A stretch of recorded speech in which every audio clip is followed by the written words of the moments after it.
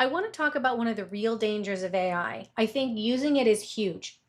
But what if you think that bad work looks finished? What does that mean for your client relationships, the trust that you create inside of your organization, and what it means for your team? I'll explain to you what I mean. Come along with me while I give you an actual example of something that happened this week. Imagine that you have a client of a multi-million dollar company and they have asked you for a very specific deliverable. You're going to give them a several hundred page document. Now, because that seems a little overwhelming as the person doing it, let's say that you decide to use AI to help write some of those pieces. Very reasonable.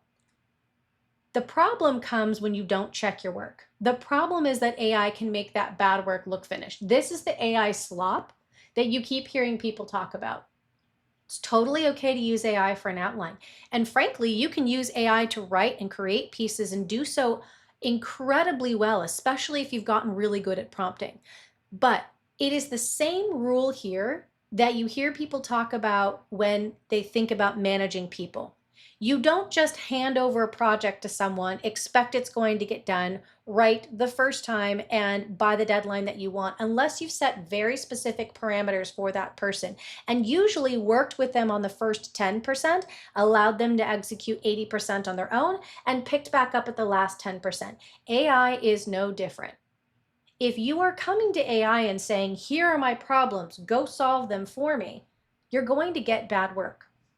This document that I received back from the individual writing for me, it was messy, it was thin, it was unstructured, it didn't go deep, and it didn't actually do anything to help a salesperson really understand how am I going to use this document to allow me to move forward.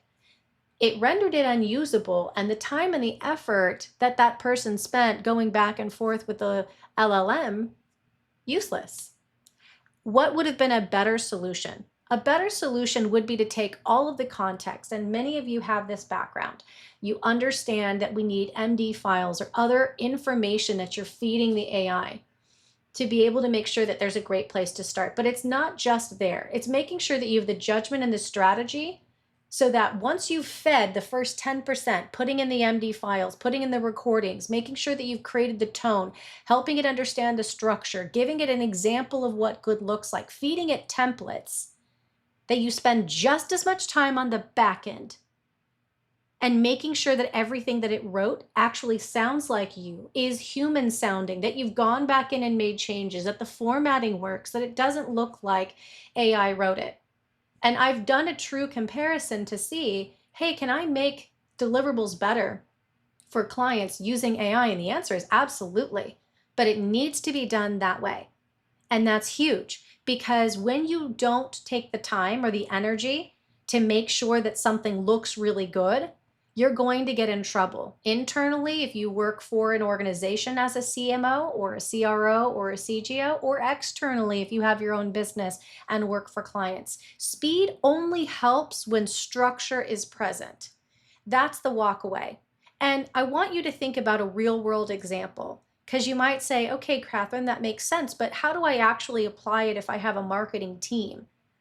Glad you asked.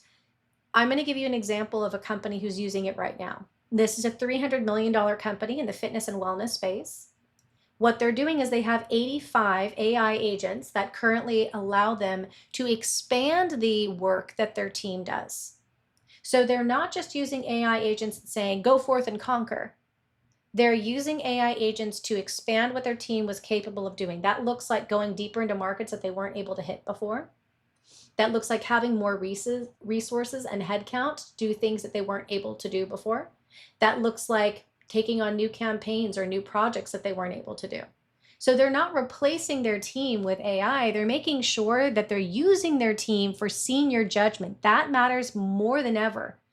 Because if the product that comes out of AI isn't true, isn't useful, isn't specific, isn't deep enough, it won't be strategically and directionally right, and it isn't going to land. And the truth is that everyone can now see AI slop now. We've all used it enough so that it's very easy to spot. So you're not going to just be able to kind of fly underneath the covers. You've got to be able to take the time and the energy and the effort to make sure that you prepare AI correctly, you allow it to do its execution, and you pick it up on the back end.